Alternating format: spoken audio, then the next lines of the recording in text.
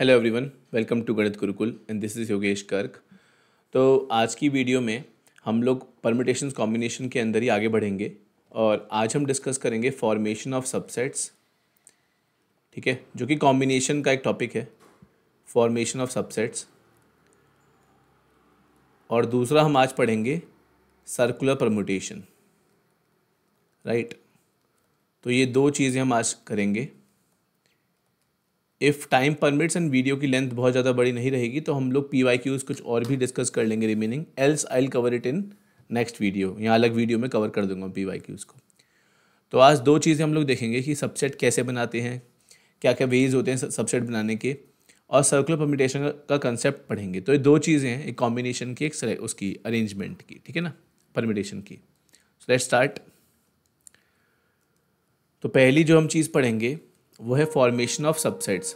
ठीक है, तो देखो इसमें क्या होता है।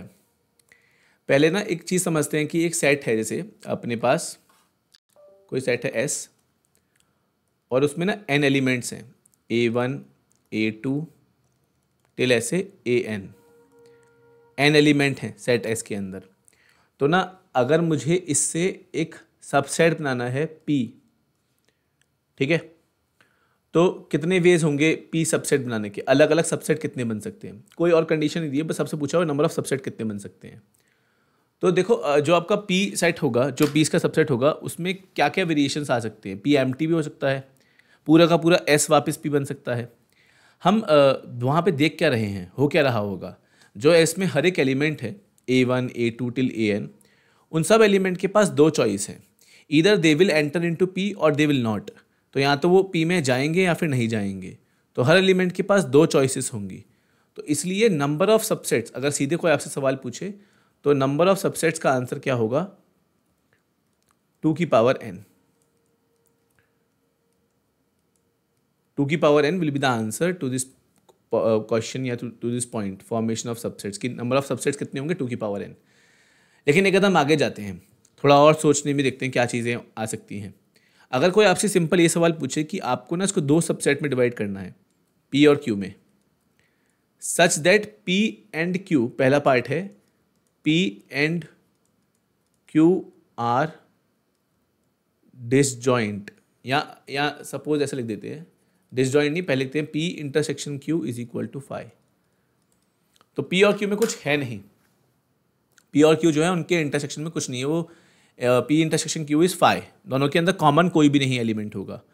तो ना ऐसा हो गया कि जितने भी S में एलिमेंट हैं A1 A2 टिल AN, उन सब के पास क्या क्या चॉइस होंगी, या तो वो P में जाए, या फिर वो Q में जाए, या वो कहीं ना जाए। मतलब ऐसा नहीं होगा कि वो कोई एलिमेंट ऐसा नहीं होगा जो P और Q दोनों में जा रहा होगा, P और Q दोनों में नहीं जा रहा होगा। ठीक है ना, वरना पैसा एक काम करते हैं, पहले हम पढ़ते हैं कि आपको बस कुछ कंडीशन दी हुई है, नॉर्मली है कि P एंड Q दो सबसेट बनाने की पॉसिबिलिटी कितनी है। तो यहाँ पर हर एक एलिमेंट के पास 4 चॉइस हो जाएंगी दोस्तों, P में जाने की, Q में जाने की, दोनों में से कहीं भी नहीं जाने की, या दोनों में जाने की। तो P एंड Q दोनों अगर सेट हैं तो नंबर ऑफ, या दोनों सबसेट क्रिएट करने हैं तो नंबर ऑफ सबसेट बनेंगे 4 की पावर n, क्योंकि हर एलिमेंट के पास 4 चॉइस होंगी। राइट, पर ना अब अगर कंडीशन ये लगा दी जाए कि P इंटरसेक्शन Q फाई हो, P और Q में कोई भी एलिमेंट कॉमन ना हो, तो अब क्या होगा। अगर P और Q में कोई एलिमेंट कॉमन नहीं है तो उसका मतलब P और Q दोनों में जाने की संभावनाएं नहीं होंगी, सिर्फ P में जाएगा या फिर Q में जाएगा या कहीं नहीं जाएगा। तो 3 चॉइस होंगी हर एलिमेंट के पास। तो ऐसा होने के लिए नंबर ऑफ वेज कितने हो जाएंगे, 3 की पावर n। थर्ड, कोई आपसे कहे कि P यूनियन Q S है, मतलब कि दोनों सेट का यूनियन करने पर, P और Q दोनों सबसेट का यूनियन करने पे पूरा वापस S आ जाएगा। तो ऐसा करने के वेज क्या होंगे, तो P में जाएगा, Q में जाएगा, या फिर दोनों में जाएगा, पर ऐसा कोई भी एलिमेंट नहीं होगा जो कहीं नहीं जाएगा, क्योंकि अगर ऐसा हुआ तो दोनों की यूनियन में पूरा सेट S वापस नहीं आ पाएगा। So if P union Q is equal to S, then also number of ways will be 3 to the power n।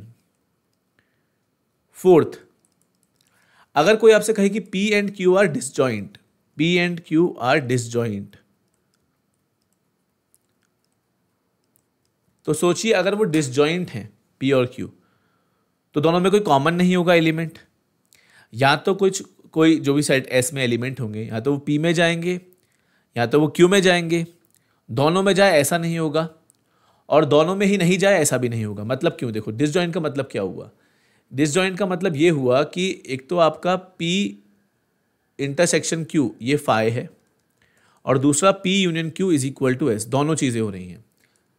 Partitions हो गए एक तरीके से सेट एस के दो, ठीक है ना, दो हिस्से हो गए, तो इनमें कुछ कॉमन नहीं होगा और इन दोनों के मिलाने से ही सेट एस आएगा। तो दो ही तो चॉइस हुई हर एलिमेंट के पास, या तो P में जाए या तो Q में जाए, ठीक है। तो ये चीज़ है मतलब आपका अगर P इंटरसेक्शन Q फाई है तो दोनों में जाने की पॉसिबिलिटी होगी नहीं, और P यूनियन Q ऐसा है तो दोनों में से कहीं ना जाए ऐसा भी नहीं हो सकता है। तो हर एलिमेंट के पास यहाँ पे दो चॉइस हो जाएंगी, तो इसलिए 2 की पावर n। तो ये कुछ बेसिक कंसेप्ट है, ये हमें पता होने चाहिए, ठीक है। इस पर बहुत सवाल आए नहीं है, लेकिन जो एक दो सवाल आए हैं ज़रा एक बार वो देखते हैं, और ये भी खुद अपने आप में सवाल ही थे, तो ये बहुत बड़ा टॉपिक नहीं है। आप लोग ये क्वेश्चन देखो, तो हमारे पास एक सेट एस है जिसमें 9 एलिमेंट हैं, 1 2 3 till 9, ठीक है। और फिर दिया हुआ है for k is equal to 1, 2, 3, 4, 5 let N K be the number of subset of S each containing 5 element out of which exactly k are odd. मतलब कि n1 क्या है? n1 में 5 एलिमेंट हैं, ठीक है। n1 में क्या है? n1 be the number of subsets of s containing 5 elements out of which exactly 1 are odd. तो 5 ही एलिमेंट होने चाहिए इसके, और उनमें से सिर्फ एक ऑड होना चाहिए। तो अब क्या करें? एग्जैक्टली एक ऑड होना चाहिए। तो पहले ना ये देख लो कि इसमें ऑड इवन कितने हैं। इवन नंबर कौन कौन से हैं? 2 4 6 8, और ऑड नंबर कौन से हैं? 1 3 5 9, सॉरी 7 भी होगा। तो ना अब आपने क्या करना है, देखो पहली बात, अगर n1 में क्या होगा, 5 में से एक तो ऑड होगा ही, तो इन 5 मतलब 5 जो आएंगे, इन 5 में से कोई एक चूज कर लो, ठीक है। 5C1 वेज में ये तो चारों ही चूज करने पड़ेंगे, क्योंकि कुल मिला के 5 एलिमेंट बनाने हैं, तो इनकी कोई चॉइस नहीं है। इनमें इंटू 4C4 हो गया, 5 एलिमेंट सेलेक्ट कर लिए। क्या यहाँ अरेंजमेंट की बात होगी? नो, सेट में कोई अरेंजमेंट की बात नहीं होती है। दिस इज n1, कितना आ गया है? 5। सिमिलरली n2 क्या होगा?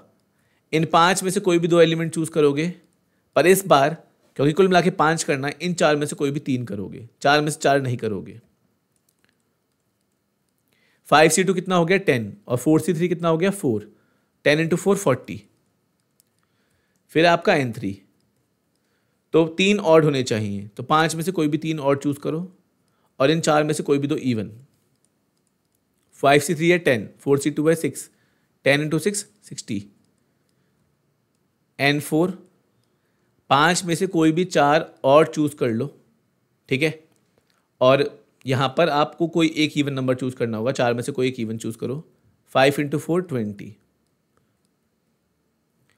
फिर आपका लास्ट केस n5, पांचों के पांचों ऑड, तो इवन तो कोई आएगा ही नहीं। 5C5 वो क्या हो गया? 1। आप इसको ऐड कर दीजिए, 5 और 40 कितना हुआ? 45, 60, 105, 105 एंड 20, 125 प्लस 1 126। तो इसका आंसर 126 है, ठीक है। तो कुछ बहुत खतरनाक नहीं था सवाल, लॉजिकल था, इसका सबसेट से कोई मतलब नहीं था, बट ये क्वेश्चन मैंने डिस्कस नहीं किया था किसी पिछली वीडियोस में, इसलिए मैंने इसको भी पिक किया। एक और क्वेश्चन जो भी रिसेंटली आया है आपका एडवांस के अंदर, वो भी देखते हैं। इसके ऊपर क्वेश्चन मेंस में बहुत खास आई नहीं है। सेट थ्योरी चैप्टर की भी मैं वीडियो बनाऊंगा, उसमें अगर कुछ बचे हुए क्वेश्चन होंगे तो मैं उसमें प्लेस कर दूंगा, ठीक है।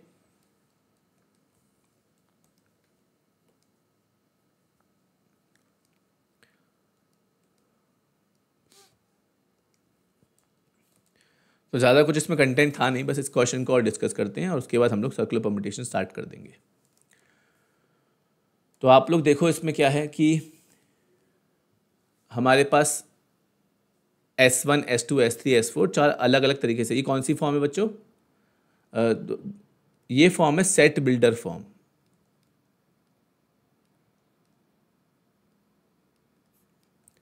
ये फॉर्म है सेट बिल्डर फॉर्म। तो आप लोग देखिए कि अगर हमें S1 में बोला हुआ है कि आई जे के तीनों जो एलिमेंट हैं वो 1 से 10 के बीच में से कुछ भी होने चाहिए। So what we will do, we have to choose I J K from 1 to 10 and repeat, like they can be equal as well. It's not given that they are distinct. So we have 10 ways to choose for I, we have 10 ways to choose for J, and we have 10 ways to choose for K. I can be any of the 10 elements, same goes for J and K. So we have choices, number of choices will be 10 into 10 into 10, and that will be 10 cube or 1000.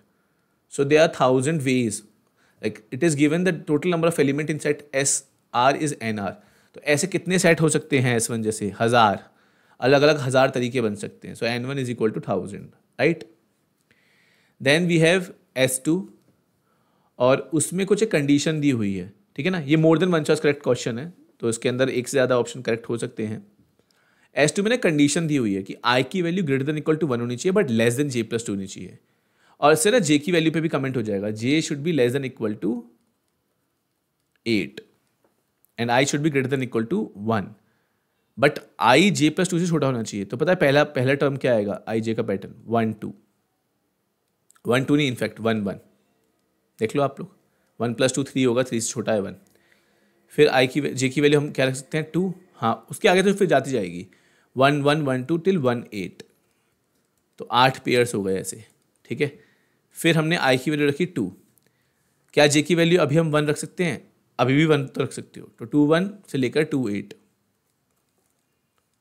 फिर हमने I की value रखी 3. क्या हम अब J की value 1 रख सकते हैं? नहीं. J की वैल्यू 2 रख सकते हैं? हाँ. तो 3 2 से लेकर 3 8. हमने I की वैल्यू रखी 4. क्या हम J की वैल्यू 2 रख सकते हैं? नहीं. 3 रखेंगे कम से कम, क्योंकि 4 रखोगे तो ये कम से कम 3 होना चाहिए ना, तभी 5 बड़ा होगा 4 से. तो 4 3 से लेके 4 8. अगर हमने 5 रखी वैल्यू, क्या हम अभी 3 रख सकते हैं? नहीं, अब 4 रखेंगे. तो 5 4, ठीक है ना. 5 4 से लेके 5 8. अगर हम 6 रखें वैल्यू, तो 6 पे हम 4 नहीं रख सकते, 5 रख सकते हैं. 6 5 से लेकर 6 8. और 7 रखते हैं वैल्यू I की, तो J शुड बी मिनिमम 6. 7 6 से लेके 7 8. अगर हम I की वैल्यू 8 रखते हैं, तो आपका J की वैल्यू जो है कम से कम 7 होनी चाहिए. 8 7 8 8 8. अगर हम I की वैल्यू 9 रखते हैं, तो J की वैल्यू उस केस में 8 हो सकती है. 8 से आगे हम जा नहीं सकते. तो 1 केस, 2 केस, 3 केस, 4 केस, मतलब 1 + 2 + 3 + 4. इसमें आएंगे 5 केस, इसमें आएंगे 6, इसमें आएंगे 7, और लास्ट के दोनों में ही 8 केसेस आ जाएंगे. तो पहले तो 1 से 8 तक का सम कितना होगा? 8 × 9/2 यानी कि 36. 36 + 8 44. तो N2 = 44 is perfectly correct. Manually ही करने का तरीका होगा इसके अंदर, ठीक है ना. और इनफैक्ट परम्यूटेशंस कॉम्बिनेशन में बहुत क्वेश्चन में ऐसा होता है कि आपको मैनुअली करना पड़ता है. फिर आप देखो क्या है कि ऐसे ना आपको ये दिया हुआ है कि I की वैल्यू 1 से बड़ी होनी चाहिए, और ऐसे ना एक ही ऑर्डर में है. यहाँ पर एक ही ऑर्डर में है, मतलब आपस में वो नहीं हो सकता है कि I की वैल्यू जैसे छोटी ही होनी चाहिए, I की वैल्यू जैसे बड़ी नहीं हो सकती, बराबर भी नहीं हो सकती. ये कुछ ऐसी बात नहीं हो गई कि हमने S3 में क्या किया, बस हमने ना इसके टाइम पे जाके क्या किया, हमने बस 10 में से कोई भी 4 एलिमेंट चूज़ कर लिए इसमें, लेट्स से 5 7 9 10, और उनको इसी ऑर्डर में रख दिया, एक पर्टिकुलर ऑर्डर में, ठीक है ना. I की value greater than equal to 1 होनी चाहिए. मतलब ऐसा है कि 2 भी हो सकता है, ठीक है ना, 1 होना ज़रूरी नहीं है. तो आप 10 में से कोई भी 4 चूज़ कर लो, बस आपको अरेंजमेंट करनी नहीं है. अरेंजमेंट तो वैसे भी सेट में नहीं करते हैं, बट यहाँ पर क्योंकि दिया हुआ है ना, ऐसा कि अगर मान लो हमें I J के L कुछ नहीं दिया हुआ होता, तो हम वहाँ पे बात करते हैं ना कि I की वैल्यू, मतलब हमने 4 कोई चूज़ किए हैं, फिर वो 24 तरीके से ऐसे आपस में अरेंज हो सकते हैं, अलग अलग उससे I J के L के पैटर्न्स आ जाते हैं. पर ऐसा नहीं होगा यहाँ पर. तो 10C4 कैलकुलेट करते हैं. तो 10C4 is 10 × 9 × 8 × 7 upon, I hope आप समझ पा रहे होगे, 6 फैक्टोरियल कट कर दिया है, और नीचे सीधे 24 72 को कट करेगा 3 में. 3 × 7 21 21 और 10 210. बहुत नियरली देखो दिया हुआ है आंसर ऑप्शन. तो इसमें क्या होता है, बच्चे कई बार इसे मार्क भी कर देते हैं, but be very aware about this, क्योंकि अगर आपने ये गलती से मार्क कर दिया होता या कर दोगे, और बहुत बच्चों ने किया होगा फॉर श्योर, तो आप जहाँ +4 या +5 आपको मिलता more than one choice correct पे, वहीं सीधे -2 हो जाएगा। 6 या 7 नंबर का गैप बहुत बड़ा होता है IIT जेईई में। आप लास्ट पार्ट देखो, उसमें क्या है कि आपको 4 एलिमेंट की बात करें पर ये डिस्टिंक्ट होने चाहिए। तो यहाँ अरेंजमेंट की बात हम करेंगे। तो आप 10 में से कोई भी 4 सेलेक्ट करोगे, पर इंटू 4 फैक्टोरियल भी कर सकते हो। बट है ना, N4 नहीं पूछा हुआ है, N4/12 पूछा हुआ है। ठीक है, कोई बात नहीं। 4 फैक्टोरियल को कट कर देगा 2 में। 2 इंटू 210 कितना हो जाएगा? 420। तो D will be the correct answer. जो सी गलत मार्क कर देगा उसका डी भी गलत हो जाएगा ऑटोमेटिकली। एनीवेज, तो इसका आंसर क्या होगा? ए, बी और D, right. Formation of subset में इतना ही था, बहुत छोटा सा पार्ट इसमें गया। तो था ही इतना कंटेंट, तो इतनी ही की ही ज़रूरत थी। So let's move to the next topic, that is circular permutation.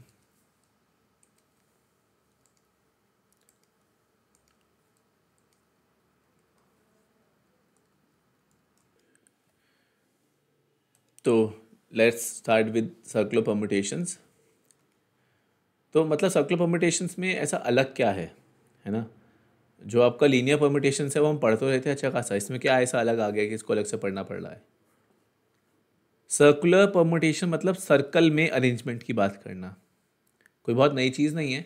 अगर आप लोग इवेंट्स होते हैं, गेम्स होते हैं ना, musical chair circular type arrangement ही होती है। कई गेम्स होते हैं इसके अंदर सर्कल में बिठा देते हैं, हम सर्कल में खड़े होकर कोई गेम खेल रहे होते हैं।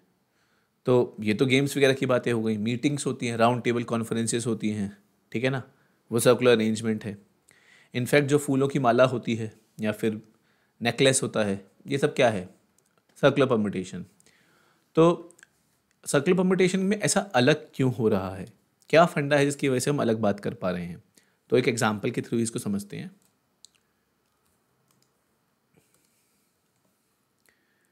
ये एक सर्कल मैंने आपके सामने लिया, ठीक है, और इस पर 4 ऑब्जेक्ट प्लेस कर दिए।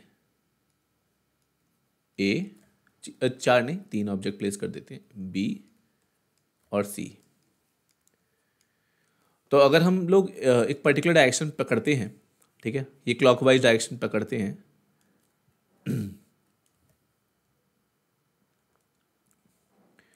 तो इस डायरेक्शन में हम लोग क्या ऑब्जर्व कर सकते हैं इस पर्टिकुलर डायरेक्शन में कि आपका, हम ऐसे देखेंगे तो ए बी सी ए है। अगर हम इस तरीके से जाएं तो ये बी सी ए, ठीक है। मेरे कहने का मतलब है इस सेम जो सर्कल में ये अरेंजमेंट है, इसको हम ए बी सी बोल सकते हैं, इसको हम बी सी ए बोल सकते हैं, और इसको हम सी ए बी बोल सकते हैं, राइट। इसको हम इन तीनों कैटेगरीज दे सकते हैं, ए बी सी भी बोल सकते हैं, बी सी ए भी बोल सकते हैं, और सी ए बी भी बोल सकते हैं। तो एक सर्कुलर अरेंजमेंट 3 लीनियर अरेंजमेंट को इजाद कर रही है, ये हम इसमें देख पा रहे हैं। तो ये चीज़ बड़ी इंटरेस्टिंग है, एक सर्कुलर अरेंजमेंट 3 लीनियर अरेंजमेंट को इजाद कर रही है। हम एक और तरीके से सर्कुलर अरेंजमेंट को ऑब्जर्व कर सकते हैं। आप लोग देखो, ये मैंने एक और सर्कुलर अरेंजमेंट, एक सर्कल बनाया, ठीक है, और इस पर जो ये 3 ऑब्जेक्ट हैं ए बी सी, इनको ऐसे लगा दिया, ये ए, ये बी और ये सी। तो अगर अब हम वही डायरेक्शन पकड़ते हैं क्लॉकवाइज वाला, तो यहाँ हम क्या नोटिस कर पा रहे हैं कि यही सेम एक अरेंजमेंट जो है ये 3 कैसी लीनियर अरेंजमेंट को इजाद कर रही है? ए सी बी, सी बी ए, बी ए सी। तो ये बड़ी इंटरेस्टिंग बात हो गई। ये 3 ऑब्जेक्ट जो ए बी सी थे, अगर मैं इनको लाइन में रखता तो ये 6 लीनियर अरेंजमेंट आती। तो अभी 6 सर्कुलर अरेंजमेंट नहीं आई हैं, 6 सर्कुलर अरेंजमेंट नहीं आई। सर्कुलर अरेंजमेंट कितनी आई? सिर्फ 2। तो ये बड़ी इंटरेस्टिंग बात है। 3 ऑब्जेक्ट थे तो कायदे से 3 फैक्टोरियल लीनियर अरेंजमेंट थी, लेकिन सेम 3 ऑब्जेक्ट सर्कुलर में कितनी अरेंजमेंट रह गए? 2 या 2 फैक्टोरियल। तो एक्चुअली ये हो रहा होता है, 3 ऑब्जेक्ट को लाइन में अरेंज करने का तरीका हुआ 3 फैक्टोरियल, और सेम 3 ऑब्जेक्ट को सर्कल में अरेंज करने का तरीका हुआ 2 फैक्टोरियल। तो वहाँ से थ्योरी आती है कि अगर हमारे पास n ऑब्जेक्ट्स होंगे, तो यहाँ से कंसेप्ट आता है कि to number of veg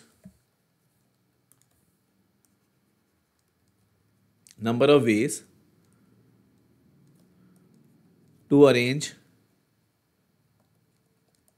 N distinct, और आप ब्रैकेट्स में ना ये लिख लेना लिविंग, लिविंग मैं बताता हूँ क्यों ऐसा, n distinct living objects in a circle, number of ways to arrange N distinct या living objects in a circle is n-1 factorial. ये चीज़ है, मतलब अगर यही 4 ऑब्जेक्ट होते तो 6 सर्कुलर अरेंजमेंट बनती, 5 ऑब्जेक्ट होते तो 120 नहीं 24 सर्कुलर अरेंजमेंट बनती। तो ये कहानी है। So if we have n distinct objects to arrange them in a circle, number of ways is n-1 factorial. This is the funda, ठीक है। तो ये कहानी हुई n डिस्टिंक्ट ऑब्जेक्ट्स को ऐसे सर्कल में अरेंज करने की, n-1 फैक्टोरियल। इसे समझने का कोई और तरीका है तो देखिए, हम एक ये बात कह सकते हैं कि अगर हमारे पास एक सर्कल है, ठीक है, और हमें उस पर ना मान लीजिए 4 ऑब्जेक्ट्स को अरेंज करना है, तो अगर मेरे पास 4 वैसे स्थान होते लीनियरली लाइन में लगे हुए, तो ये पहली पोजीशन, ये दूसरी, ये तीसरी, ये चौथी, चारों अलग अलग नज़र आ रही होती, ठीक है। पर अगर सर्कल में 4 जगह हैं, ठीक है, ऐसे, तो और कोई आइडेंटिफिकेशन का सिंबल नहीं है, तो सर्कल में क्या हो जाएगा, पहला पर्सन जो है वो कहीं भी आके बैठे फ़र्क नहीं पड़ेगा, देखने के नज़रिए में फ़र्क नहीं पड़ेगा। मतलब देखिए मैं बताता हूँ, पहला पर्सन अगर यहाँ आके बैठा लाइन में A1, वो बोल सकता है कि मेरे लेफ़्ट में 3 सीट्स हैं, लेफ़्ट या राइट में जो भी डायरेक्शन सेंस होगी 3 सीट हैं। अगर पहला पर्सन सर्कल में इस जगह पे आके बैठा तो वो इस बात को कैसे रिकॉल करेगा कि मेरे आजू बाजू में एक एक सीट है, मेरे सामने एक सीट है। अगर पहला पर्सन जो है वो यहाँ आके ना बैठे पहली सीट पर, ठीक है, वो आपका आके इधर बैठ जाए दूसरी सीट में, तो वो ऐसा बोलेगा मेरे एक तरफ एक सीट खाली है, बाकी तरफ 2 सीट खाली हैं। पर पहला पर्सन अगर यहाँ पे A1 पे आके A1 इधर आके बैठता, तो वो क्या फिर से बोलता मेरे आजू बाजू एक सीट है, मेरे सामने एक सीट है। आप मेरा पॉइंट समझ रहे हो? वो चाहे सर्कल में कहीं भी जाकर बैठे, उसको 4 वेज बोलेंगे ही नहीं। ये चेयर्स आइडेंटिकल है, पर्सन डिफरेंट होंगे ना, तो चेयर्स मान लो, प्लेसेस तो आइडेंटिकल हो गई, तो वो चारों प्लेसेस 4 नहीं रहेंगी उसके लिए वेज चॉइसेस की। जैसे यहाँ तो पहले पर्सन के लिए ही 4 चॉइस होती है, इसलिए 4x3x2x1 आता है। यहाँ क्या हो जाएगा, पहले व्यक्ति के लिए सिर्फ एक ही चॉइस होगी, इर्रेस्पेक्टिव ऑफ कि कितनी कितनी यहाँ पे चेयर्स हैं, कितने लोग आएंगे, वो सब बात की बात है। पहले व्यक्ति के पास चॉइसेस 4 नहीं होंगी, सिर्फ एक होगी। दूसरे व्यक्ति के पास जैसे A1 बैठ गया, अब A3 A2 कहीं भी आके बैठता है उससे फ़र्क पड़ेगा। A2 यहाँ आके बैठेगा तो कहेगा मेरे लेफ्ट या मेरे राइट से एक सीट के बीच में A1 है, एक सीट छोड़कर A1 है। यहाँ बैठेगा तो मेरे पड़ोस पे A1 है, यहाँ बैठेगा तो मेरे लेफ्ट में A1 है या मेरे राइट में A1 है, तो ये फ़र्क पड़ जाएगा। तो अब 1 क्या आएगा, A2 के लिए 3 चॉइसेस, फिर 2 चॉइसेस, फिर 1 choices, so this will be 3 factorial. So that is the difference, that is the difference between circular and linear arrangement, ठीक है। तो ये तो बात रही कि अगर ऑब्जेक्ट्स लिविंग हैं। ये मैं नॉन लिविंग ऑब्जेक्ट की बातें क्यों कर रहा हूँ, मैं आपको एक एग्जाम्पल से समझाता हूँ।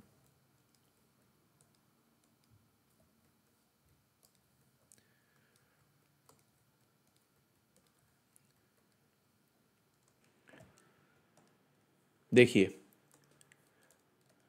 अगर हमारे पास नॉन लिविंग ऑब्जेक्ट हैं, यानी कि जैसे फूलों की माला अगर होती, तो हम कैसे देख सकते थे।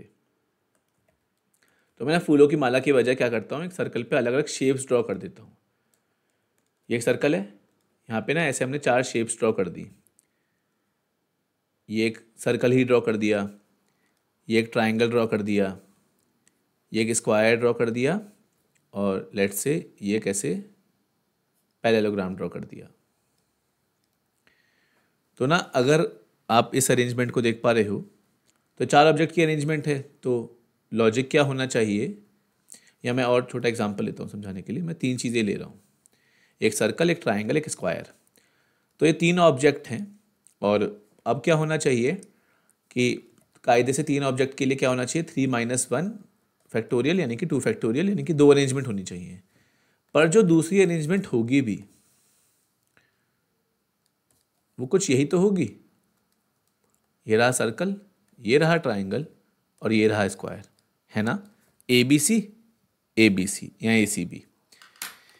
पर दोस्तों पता क्या है, कि नॉन लिविंग ऑब्जेक्ट के केस में ये रेड से जो ग्रीन वाली अरेंजमेंट आई है या पिंक से जो ग्रीन वाली अरेंजमेंट आई है, इसको करने के लिए हमें कुछ और नहीं करना होगा, बस उसको फ्लिप करना होगा। जैसे कि मैं आपको एक एग्जांपल देके समझाता हूँ इस चीज़ को। ये थोड़ी मेरी वीडियो बड़ी हो गई है, आई एम सॉरी, एक मिनट रुकिएगा। हाँ, मुझे एक मिनट आपको बस दिखाना है कुछ एक चीज़। आप ये देख सकते हो, जैसे ये एक लाल फूल है, इसमें आपको येलो फूल दिखाई नहीं दे रहे होंगे। ये एक लाल गुलाब है, पिंक गुलाब है, ठीक है, और ये गेंदा का फूल, ऐसे अलग अलग फूल हैं। आप अगर इस चीज़ को ऐसे घुमा दोगे ना, तो आपकी यही सेम अरेंजमेंट देखिए, मतलब मेरे कहने का मतलब है ये मैंने फ्लिप कर दिया। ये एक तरीके से ऐसे है, तो रेड है, फिर ऐसे ऑरेंज है, फिर आपका येलो है, फिर वाइट है, फिर अलग कलर का येलो है, लाइट येलो, फिर पिंक है। पर इसको अगर हम ऐसे घुमा दें तो पिंक, येलो, वाइट, मतलब अरेंजमेंट बदल जाएगी, अरेंजमेंट का ऑर्डर बदल जाएगा, ठीक है ना। ये थोड़ी माला टूटी हुई सी थी, बट द पॉइंट इज़, मेरा आपको ये जो माला दिखाने का कंसेप्ट था ये इसलिए था कि जिससे आप ये अवेयर हो जाओ कि नॉन लिविंग ऑब्जेक्ट के केस में हम ऐसे फ्लिप कर सकते हैं, और उससे जो दो अलग अलग अरेंजमेंट आती हैं, ABC और ACB, वो अलग अलग नहीं रही, वो सेम बन गई। तो इसलिए इसमें डिवीज़न बाय 2 का भी एक फैक्टर लग जाएगा। मतलब हम यहाँ पर क्या करेंगे, हम जो आपके नॉन लिविंग ऑब्जेक्ट को अरेंज करने का जो तरीका होगा उसको बोलेंगे n-1 फैक्टोरियल अपॉन 2, ठीक है ना। क्यों n-1 फैक्टोरियल अपॉन 2 क्यों? क्योंकि इसमें एंटी क्लॉकवाइज और क्लॉकवाइज वाली बात कुछ रहेगी नहीं। ये सेम चीज़ आप अगर कुछ लोग मीटिंग बैठ के मीटिंग कर रहे हैं, आप उसमें ऐसा नहीं कर सकते, उनकी टेबल ऐसे टर्न अराउंड नहीं कर सकते हो। पर आप इस चीज़ में, जैसे फूलों की माला वाले कंसेप्ट में, आप बहुत आराम से ऐसा कर सकते हो, ठीक है ना। तो मतलब सीधी सी बात यह है कि number of ways to arrange and non living object, number of ways, और यहाँ फूलों को आप नॉन लिविंग मानोगे, ऐसा लिविंग नहीं मानना है। कई बच्चे ये अलग दिमाग लगाने लगते हैं। तो number of ways to arrange and non living distinct objects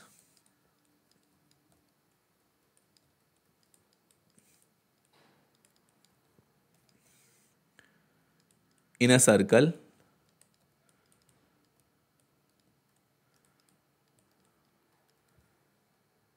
is n-1 factorial, ठीक है। तो number of ways to arrange n non living distinct objects in a circle is n-1 factorial upon 2। क्योंकि ऐसे फ्लिप भी कर सकते हो, clockwise anti clockwise, ये फ्लिपिंग भी कर सकते हो, ठीक है ना।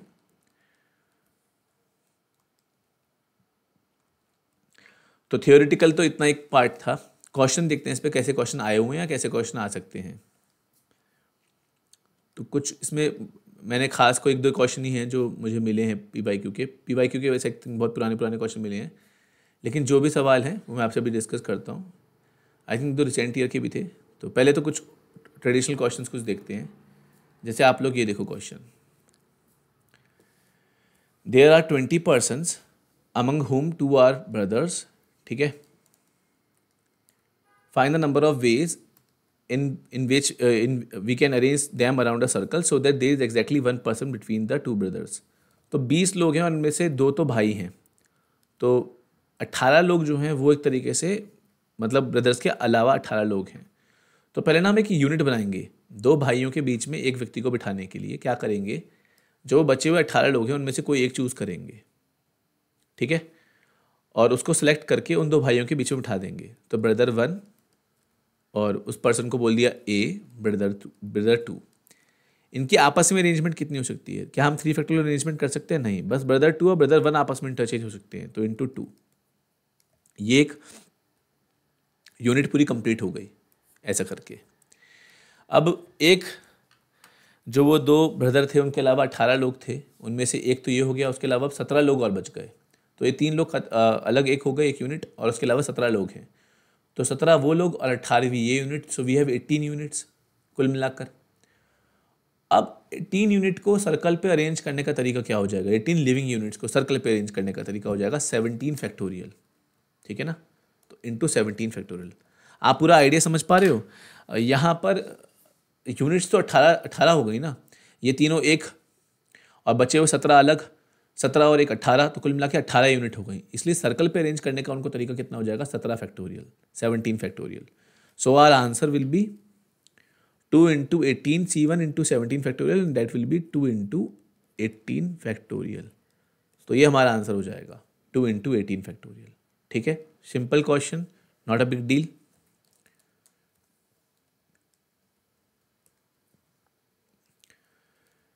आप लोग एक सवाल और देखो, find the number of ways in which 8 distinct flowers can be strung to form a garland so that 4 particular flowers are never separated।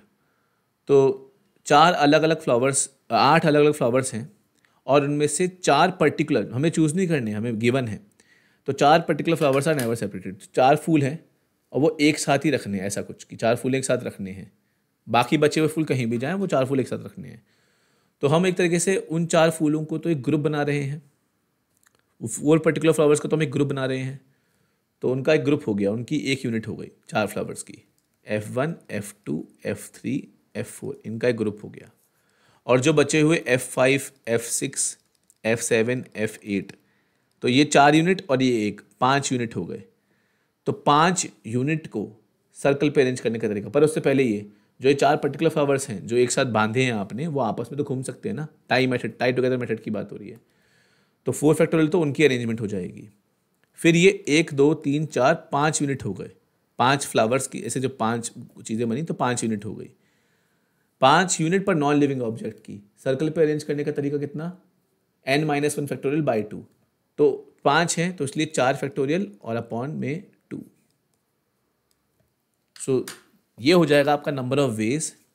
ठीक है, 8 डिस्टिंक्ट फ्लावर्स हैं, उनमें से कोई 4 जो है उनको एक साथ एक ग्रुप बना दिया, उनका एक ग्रुप हो गया, बच गए और अलग 4, तो वो 4 और एक ये यूनिट 5 यूनिट। 5 यूनिट को सर्कल पे अरेंज करने का तरीका कितना, 5-1 फैक्टोरियल अपॉन 2। क्यों किया, क्योंकि वो फ्लावर्स हैं, उनको आप ऐसे घुमा सकते हो, तो इसलिए फ्लिपिंग कर सकते हो। ठीक है ना, वहाँ पे clockwise anti clockwise arrangement matter नहीं करेगी, तो इसलिए 4 factorial into 4 factorial upon 2, this will be the answer. ठीक है ना, we can calculate it as well, 288 I think आएगा आंसर।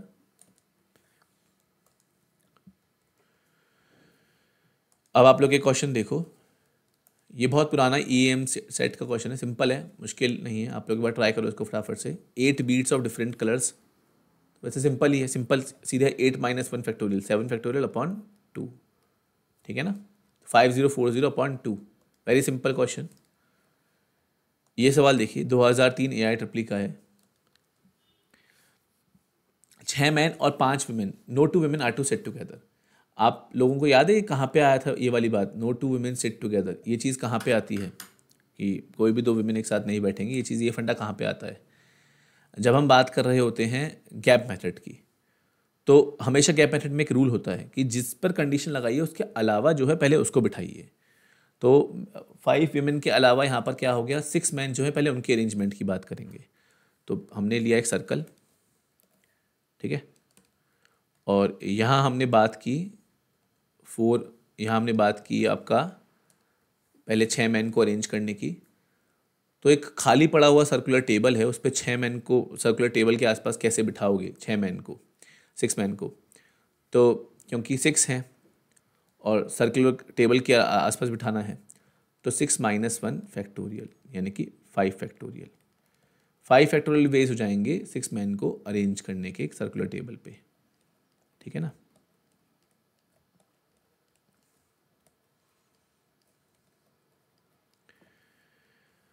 और अब इन 6 स्पेसिस जो 6 मैन हमने अरेंज कर दिए, इनके आसपास स्पेस कितने बनेंगे, 7 नहीं बनेंगे। ये सर्कुलर टेबल का एग्जांपल है, सर्कल का एग्जांपल, यहाँ पर 6 ही गैप रहेंगे।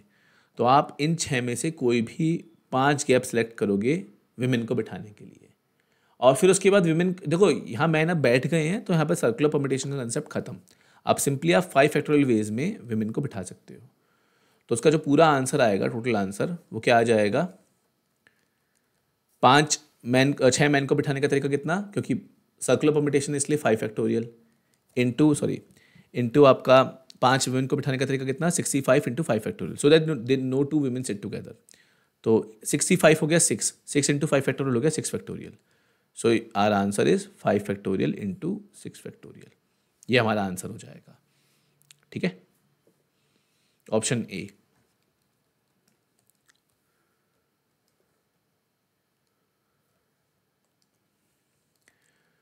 तो अगला सवाल है कि इफ़ 7 विमेन, ये बड़ा अच्छा क्वेश्चन है और 2012 जेई मीन्स में है, बड़ा अच्छा सवाल है, इसको आप लोग एक बार खुद से ट्राई भी करो. If 7 women and 7 men are to be seated around a circular table such that there is a man on either side of every woman, then the number of seating arrangements is. तो 7 ही man है और 7 ही women है, पर हर women के side में एक man होना चाहिए. पता है यहाँ पे ऑटोमेटिकली हो जाएगा ऐसा, पिछले वाले क्वेश्चन जैसा ही है ये. मतलब विमेन के अगर इधर साइड पे मैन है, इसका मतलब वही गैप्स के अंदर मैन को प्लेस करना है या गैप्स में विमेन को प्लेस करना है, और दोनों की क्वांटिटी सेम है, तो फ़र्क नहीं पड़ता इसके अंदर इस क्वेश्चन में. मेरे कहने का मतलब है, हम पहले चाहो तो मैन को अरेंज कर सकते हैं, पहले तो चाहो तो विमेन को अरेंज कर सकते हो. 7 विमेन है, 7 विमेन को आप सर्कल पे कैसे अरेंज करोगे? 7 विमेन को आप सर्कल पे कैसे, कितने वेज में अरेंज कर सकते हो? 6 फैक्टोरियल वेज में, राइट. उसके अलावा और तो कुछ नहीं होगा. 6 फैक्टोरियल वेज में आप 7 विमेन को सर्कल पे अरेंज कर सकते हो, राइट. और इनके आसपास गैप कितने हो जाएंगे? क्योंकि 7 थे तो गैप भी 7 रहेंगे, 7 गैप. और अभी पता है क्या, ऐसे फर्क नहीं पड़ता है, मैन 7 ही है, आपको सिंपली मैन को यहाँ पे प्लेस करना है 7 जगहों पर, तो into 7 factorial, as simple as that. Simple question, very simple question. तो answer will be 6 factorial into 7 factorial. तो वैसे रिसेंट ईयर्स में यही कुछ सवाल आए हैं. देखा जाए तो अपना सर्कुलर परम्यूटेशन टॉपिक भी कंप्लीट हो चुका है. आई नो वीडियो की लेंथ तो अभी बहुत कम है, बट मैं एक चीज़ ये सोच रहा हूँ, मुझे जे एडवांस के कुछ क्वेश्चंस आप लोगों को करवाने भी हैं. बट मेरा थॉट प्रोसेस ये काम कर रहा है कि ये वीडियो के पॉइंट ऑफ व्यू से बिल्कुल अलग है, वीडियो से इनका कोई मतलब नहीं है. तो क्योंकि ये सर्कुलर परम्यूटेशन है, फॉर्मेशन ऑफ सबसेट के क्वेश्चंस नहीं है, तो what we can do, we can make a separate, although the length of video is too small, but what we can do, we can make a separate video on PYQs, जो remaining PYQs हैं. once I'll complete the chapter, मतलब अभी जो दूसरा part बाकी है, जैसे अभी डी अरेंजमेंट और डिस्ट्रीब्यूशन ऑफ एक वीडियो में और बनाऊंगा जिसमें डिस्कस करेंगे हम लोग डी अरेंजमेंट. ठीक है, D arrangement theorem but without proof. मैं उसकी प्रूफ की बात नहीं करूंगा, उसको एक अलग से वीडियो बनाऊंगा. द रीजन बीइंग उसका प्रूफ जो है वो थोड़ा टीडियस है, प्रिंसिपल ऑफ इंक्लूजन एक्सक्लूजन से आता है, तो उसको रेगुलर वीडियो का पार्ट बनाने का कोई मतलब नहीं है. तो डी अरेंजमेंट थ्योरम और उस पर बेस्ड क्वेश्चंस देखेंगे. फिर हम लोग बात करेंगे distribution of different objects into groups की और ग्रुपिंग कंसेप्ट की. तो ऐसे एक वीडियो हम और करेंगे. दैट विल ऑल्सो, वो भी कोई बहुत बड़ी वीडियो नहीं होगी, ठीक है ना. तो ये थोड़ी छोटी ही वीडियो रही, बट मेरा जो इसमें पॉइंट ऑफ व्यू था कि फॉर्मेशन ऑफ सबसेट्स और सर्कुलर परम्यूटेशन वो आपको समझ में आ जाए, तो आप, आई होप आपको वो समझ में आ गया होगा. आप लोग उसकी और एक्स्ट्रा क्वेश्चंस करो. मैंने कोई बहुत एक्स्ट्रा क्वेश्चंस नहीं कराए हैं, मेरा पर्पस यही है कि आप एनसीईआरटी एग्जाम्पलर और पीवाईक्यूज इसके हिसाब से अपनी तैयारी को लेके चलो. बट येस, फॉर प्रैक्टिस आप और मटेरियल भी प्रैक्टिस कर सकते हो, क्योंकि इसमें बहुत कोई सवाल नहीं आए हैं. वैसे अगर आप एग्जाम में भी देखोगे तो बहुत रिसेंट ईयर्स में बहुत कोई क्वेश्चंस नहीं आए हैं इस पर. ठीक है, हमें अपना फोकस ज़्यादा उस पर करना चाहिए, उस टॉपिक पे करना चाहिए जिसके क्वेश्चंस बहुत आते हों एग्जाम में. Fine, so okay, will meet in next video. आपको कोई डाउट हो, कोई क्वेरी हो तो डू कमेंट. ठीक है, and stay tuned, keep watching Arvind Gurukul. Will meet in next video. Thank you.